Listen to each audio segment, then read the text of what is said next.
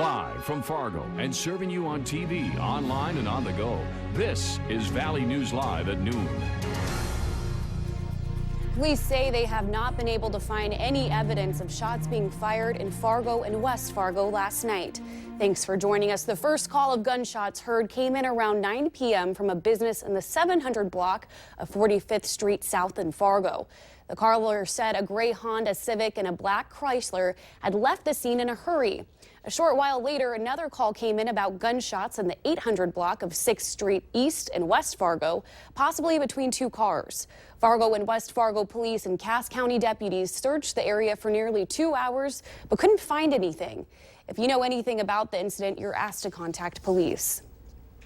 Another sign of a spiking drug problem in the valley is cropping up on the White Earth Reservation. Authorities report that there have been 4 heroin overdoses in the last 24 hours, a total of 8 over the last 3 days.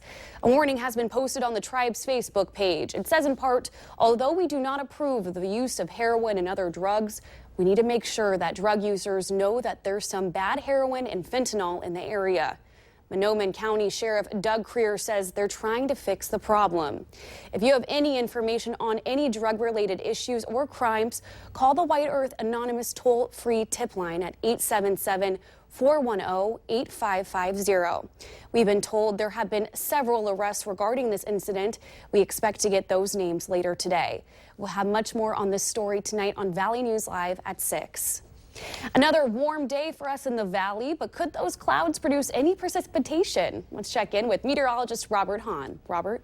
We have seen a couple of brief sprinkles here in the Fargo Moorhead areas. We've gone through the morning, some steadier rain, some heavier rain, just a bit up in the far northern valley, and we'll see that chance for a little bit of rain and storm activity today, a better chance as we head through your Friday. And we've got quite a range of temperatures. 48 up in Roseau, where we've got some cloudiness and have seen a little bit of rain. 55 Thief River Falls, 56 Grand Forks, 65 in Fargo, and 77 down in the Sisseton area. Winds, they're gustiest across the far south, and we do have some clouds. We'll also have some sunshine across the far southern valley. That's why they're the warmest part of the region. Underneath those clouds, we do have some precipitation in the form of some showers. Some of this not reaching the ground. Some of it is. We have that chance for, again, a few showers and storms as we head through this afternoon. The better chances, the northwestern 2/3 of the viewing area. We also have a red flag fire warning.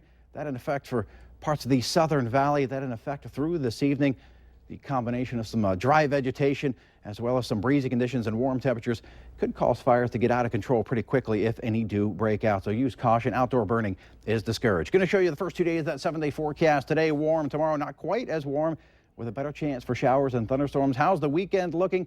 We'll let you know coming up in just a few minutes. All right. Thanks, Robert.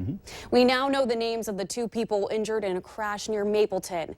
They are 19-year-old Clay LaRock of Fargo and 28-year-old Travis Roberts of Dakota City, Iowa.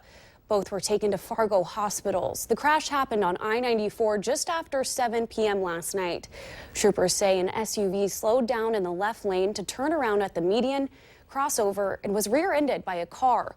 The SUV and the car ended up in the ditch. The SUV rolled onto its side. No one was wearing their seatbelt. The crash remains under investigation. If you're heading out today, there is some Moorhead construction you should know about. Orange barrels are lining the west side of 8th Street. That's one of 3 major roads that will be affected.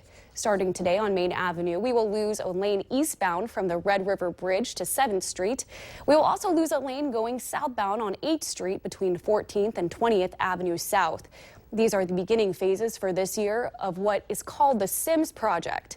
You're going to see pavement repairs, landscaping, and traffic light improvements. Also today, this ramp off eastbound I-94 onto 20th Street is going to be closed. It'll be shut down at 9 a.m., but should reopen by mid-afternoon.